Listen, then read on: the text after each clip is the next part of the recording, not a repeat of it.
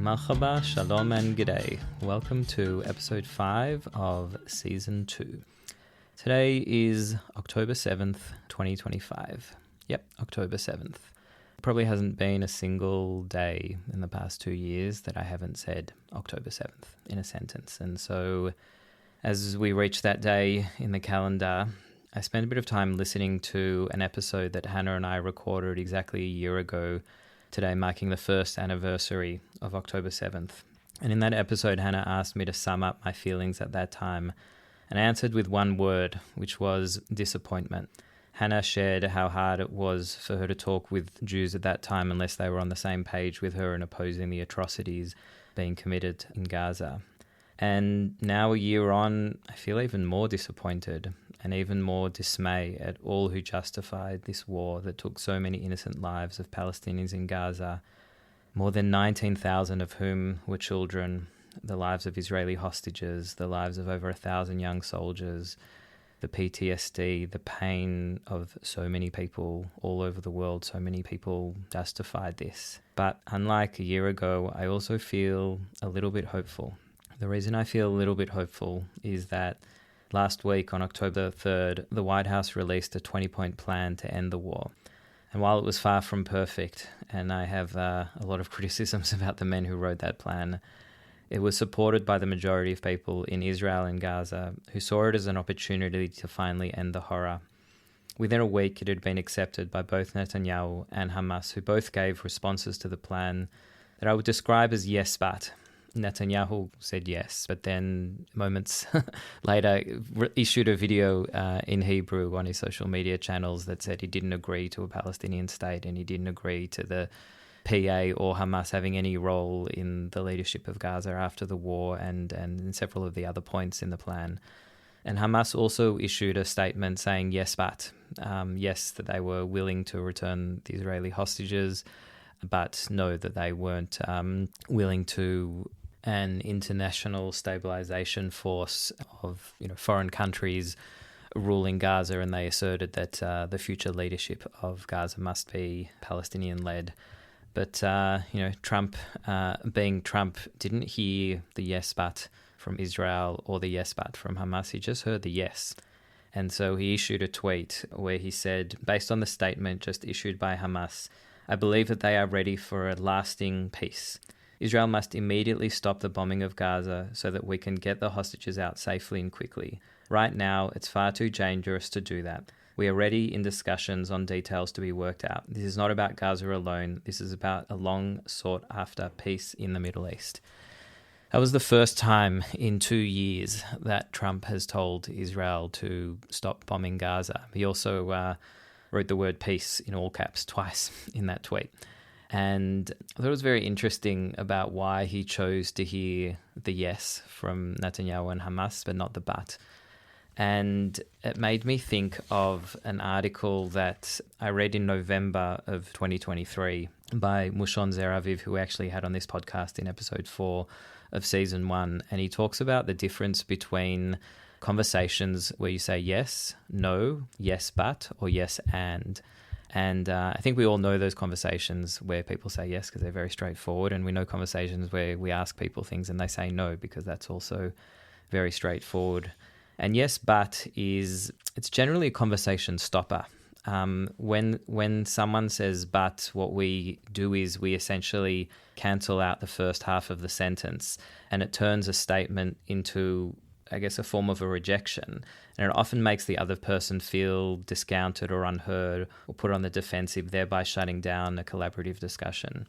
But when someone says yes and, it's a conversation builder or an accelerator. The yes acknowledges and validates the other person's idea or statement, while the and adds to it, extending the thought and promoting a collaborative or creative environment. And so Mushon, in this piece that he wrote in November 2023 that I was very moved by at the time, and I'm actually still moved by now, he talked about what would a yes and conversation look like between Israelis and Palestinians today. And he wrote a script for it. And it said the following: yes, Israel's founding in 1948 addressed the prolonged historical injustice of Jewish homelessness, and Israel's founding caused another grave historical injustice of mass Palestinian homelessness.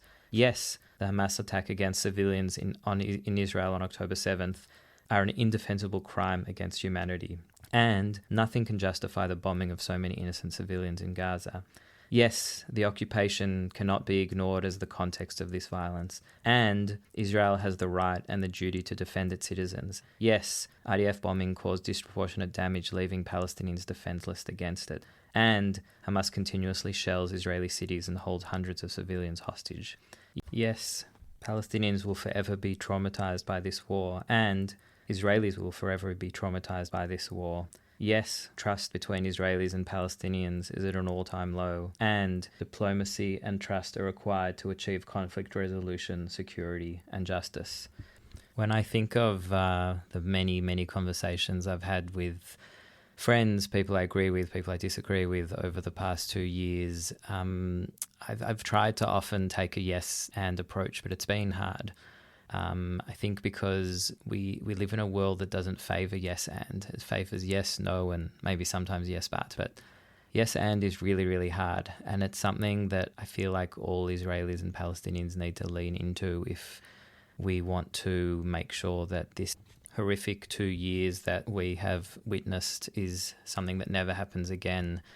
And with that, I want to share something that I did back in June of 2025, where I went to Paris with a group of 300 Israelis and Palestinians for a summit promoting the two-state solution that was promoted by President Macron, and spent several hours at that conference brainstorming a very detailed plan of what we want Israel and Palestine to look like after that war. And many of those ideas were incorporated in something called the New York Declaration that was supported by the French and Saudi governments. And then later, some of those ideas ended up in the 20-point plan as well that was agreed to by Netanyahu and Hamas in the past week. And point 18 of that plan said this as follows: an interfaith dialogue process will be established based on the values of tolerance and peaceful coexistence to try and change mindsets and narratives of Palestinians and Israelis by emphasizing the benefits that can be derived from peace. Now, in all of the news coverage of this 20-point plan, barely anyone has paid any attention to point 18. It wasn't referred to in the statements of Hamas or of Netanyahu.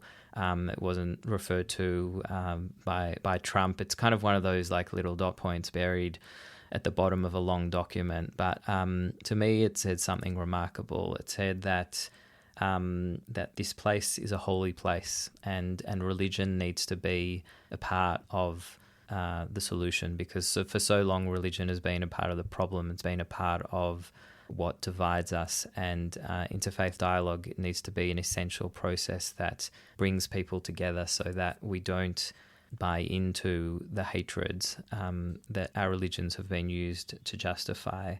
And I took a lot of comfort from that being there, because I think that we, in all of our traditions, have a golden rule, and that golden rule says, love your neighbor as yourself, or sometimes expressed in the reverse, what is hateful to you, do not do unto other people. And I sometimes imagine that if that golden rule was really at the heart of Israeli-Palestinian relations, then our world would look very, very different from the way it does today.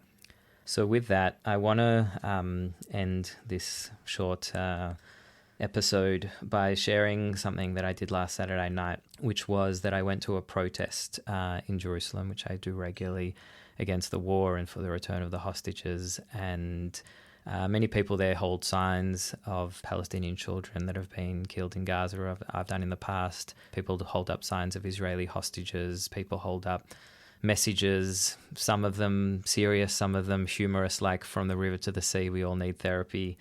And this rally that happened a couple of hours after we heard the news that both Netanyahu and Hamas had agreed to this peace plan, it wasn't angry, it wasn't shouting, it wasn't banging on drums. It felt like a sort of like a mass trauma therapy event with 10,000 people standing in the street. And towards the end of the demonstration, which lasted about an hour, one of the speakers on the stage said that we're now going to sing a song that was written exactly 52 years ago during the Yom Kippur War by Naomi Shemer. And the song is called Lu Yehi. And it was written in the first week of the Yom Kippur War when Naomi Shemer was desperate for everyone that had been called up to the war to come home. And it's inspired by the Beatles' Paul McCartney song Let It Be. And initially she just wanted to write Hebrew lyrics to the words Let It Be, but she thought, I need to also give the song a new tune because I want to make it feel more Israeli. And the Beatles song of Let It Be, it's quite a passive song, which kind of says, whatever will be, will be. And Naomi Shemer wanted to make it a bit more active and a bit more like a prayer. So she changed it to, if only it were so, may it be. And I want to share now the audio from this rally. And you can hear a young woman singing on stage playing piano, but you can also hear people singing very, very gently in the crowd as well.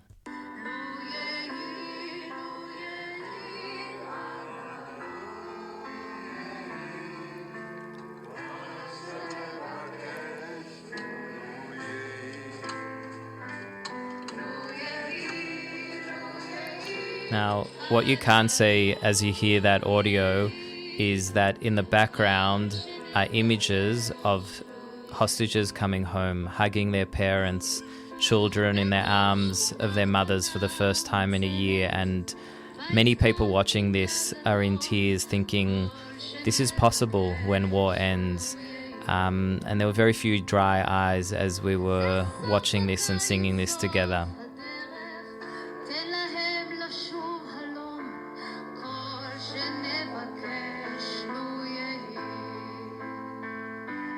Lu Yehi, Lu Yehi, Hana, Lu Yehi, Kol Shenevakesh, Lu Yehi. May it be, all that we ask, may it be. So, taking a deep breath after that, I noticed that there's one part of that song that we didn't sing. And the words are, Im hamevaser omed badelet ten milat tovav befiv kol shenevakesh lo yehi, which is, if a news bearer stands at your door, put good news in his mouth, all that we seek may it be. And that sentence is omitted from many online versions of that song because it refers to a practice where people are informed of the death of a loved one, and many people find that sentence triggering for reasons that you can understand. But I think that is a sentence that we've come to be so familiar with over the past year as Israelis and Palestinians that have been notified about so many deaths and so much horror and so much needless suffering and so much pain. And anyone with a phone in their hand who lives here or even on the other side of the world has seen images that you can never unsee. You've seen children with their limbs torn off. You've seen the worst form of cries and anguish from parents yelling at the Gaza border for their children to come home.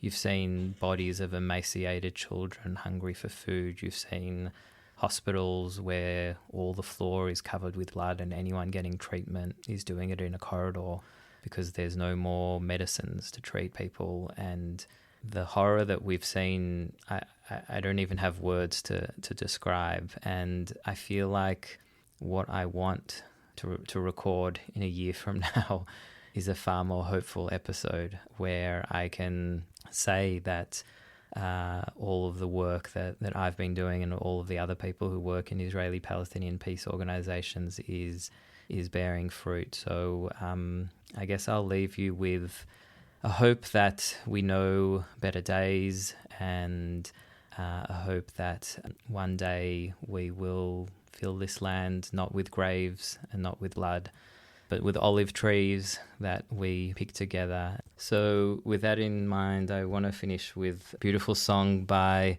Eliana called Asan Zaytun, or Olive Branch, which she sang at a Coldplay concert 8 months ago.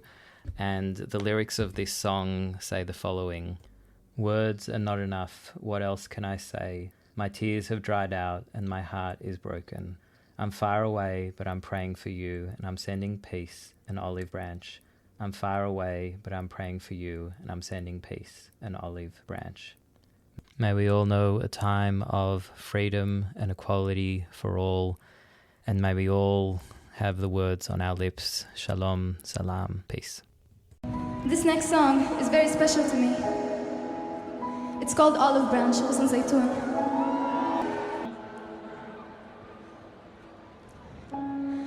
خلص الحكي شو بعد بقول